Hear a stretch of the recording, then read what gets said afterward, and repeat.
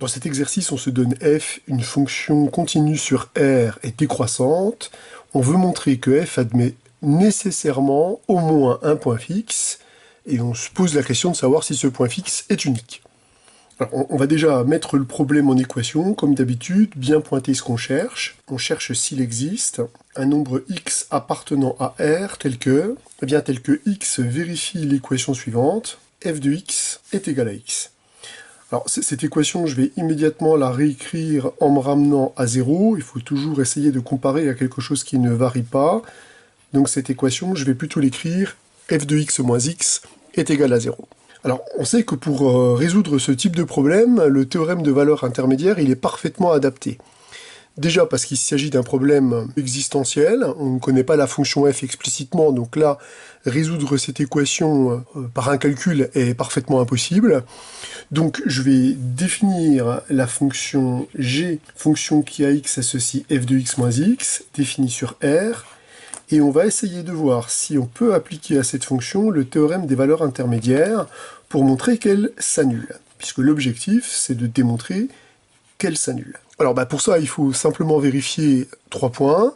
La fonction g doit être continue, elle doit prendre des valeurs positives et elle doit prendre des valeurs négatives. Pour la continuité de g, il n'y a pas de problème. Ça, c'est direct avec ce qu'on sait dans l'énoncé, puisque la continuité de g se déduit directement de la continuité de la fonction f. Donc ça, c'est fait. Alors maintenant, ce qu'on aimerait bien savoir, c'est si la fonction g prend des valeurs positives et prend des valeurs négatives. Alors pour ça, on va faire un petit dessin pour voir où l'histoire se passe et pour savoir exactement où on va regarder. Alors si on trace un graphe de fonction f continue sur R, on voit effectivement que ma fonction, elle va avoir une intersection avec la droite d'équation y égale x. Seulement, des graphes de fonctions décroissantes qui ont un point fixe, on peut en faire plein, et on s'aperçoit qu'on n'a absolument aucune idée de l'endroit où le graphe de la fonction va couper la droite d'équation y égale x. Ça peut être n'importe où en fait. Ça peut être pour des valeurs de x arbitrairement petites ou des valeurs de x arbitrairement grandes. Là, toutes les situations sont possibles. Or, l'objectif, je le répète, est de trouver des valeurs où la fonction g est négative et où la fonction g est positive. Donc la question c'est où regarder, étant donné que le point fixe, il peut se situer n'importe où. Ce qu'on voit géométriquement, c'est que la fonction g, elle a l'air de prendre des valeurs positives plutôt quand on se place au voisinage de moins l'infini, et des valeurs négatives quand on se passe au voisinage de plus l'infini. Donc la bonne idée, ça serait de regarder si la fonction g admet ou non une limite en moins l'infini et la nature de cette limite, et une limite en plus l'infini et trouver la nature de cette limite. C'est aux extrémités qu'on va essayer de chercher des valeurs positives et négatives pour la fonction g. Alors on va voir que l'hypothèse cruciale dans cette situation, ça va être la monotonie de la fonction f. On va utiliser le théorème de la limite monotone. Ce théorème stipule que quand on a une fonction monotone, on a des limites aux extrémités de son ensemble de définitions dans toutes les situations. Des limites finies ou non, mais il y a des limites. Alors ici, comme la fonction g est une fonction décroissante, qu'est-ce qui se passe en moins l'infini? Si la fonction n'est pas majorée, dans ce cas-là, la limite c'est plus l'infini, et si elle est majorée, la limite c'est un nombre réel.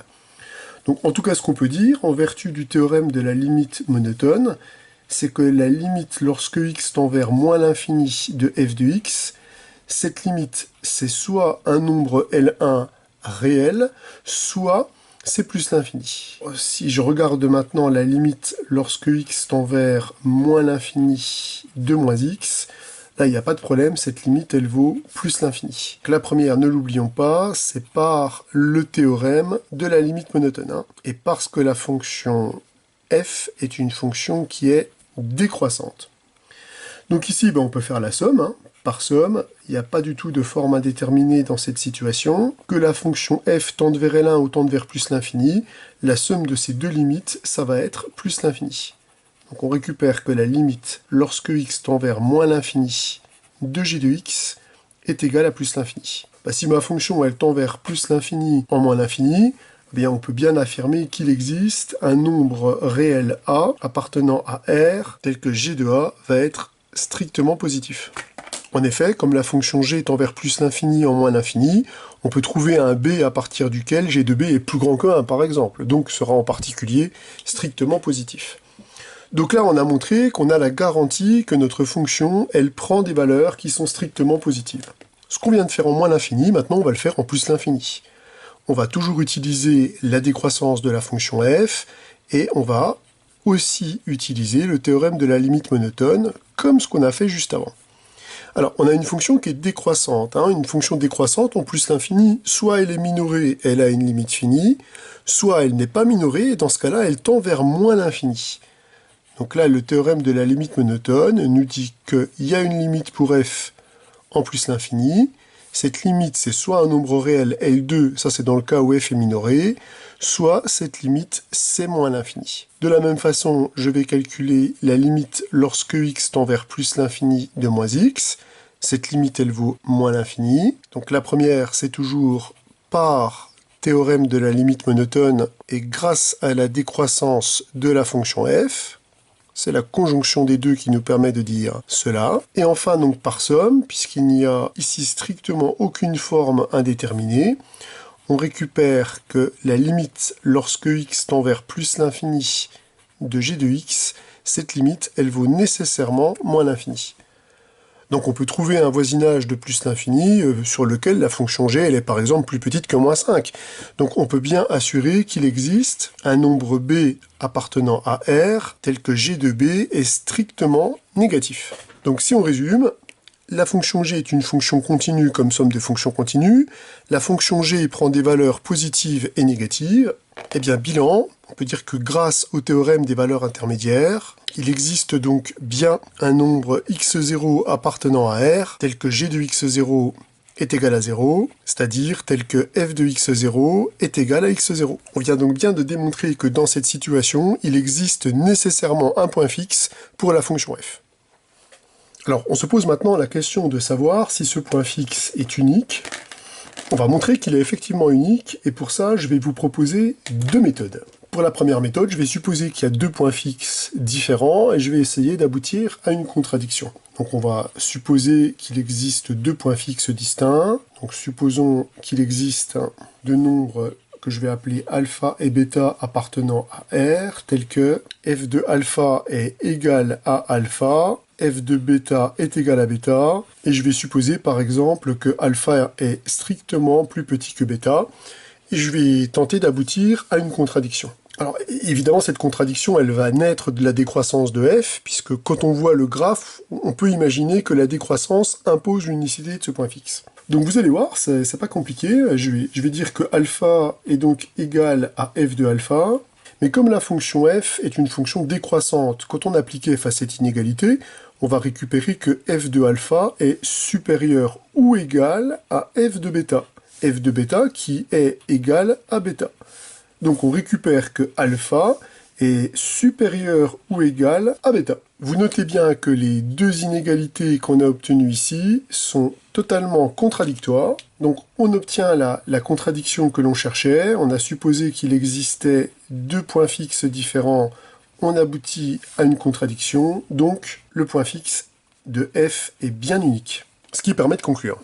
Pour la seconde méthode, je vais plutôt m'inspirer de ce qu'on a vu tout à l'heure et de la stratégie qu'on avait employée tout à l'heure. Tout à l'heure, on a démontré que la fonction possédait un point fixe puisque la fonction g s'annule. Alors je vous rappelle que si je trace par exemple le graphe d'une fonction f décroissante, on avait constaté effectivement qu'elle possédait géométriquement un unique point fixe. Là maintenant, il s'agit de le démontrer. Sauf que la fonction g, elle est directement visible ici sur le graphique. On voit que la fonction g, c'est l'écart entre la fonction en violet et la fonction verte. Donc on voit que son écart va en décroissant, passe par 0 et continue à décroître. On a l'impression quand même, quand on regarde le graphe, que la fonction g, elle a l'air d'avoir une monotonie stricte. On a l'impression que la fonction g, elle est strictement décroissante.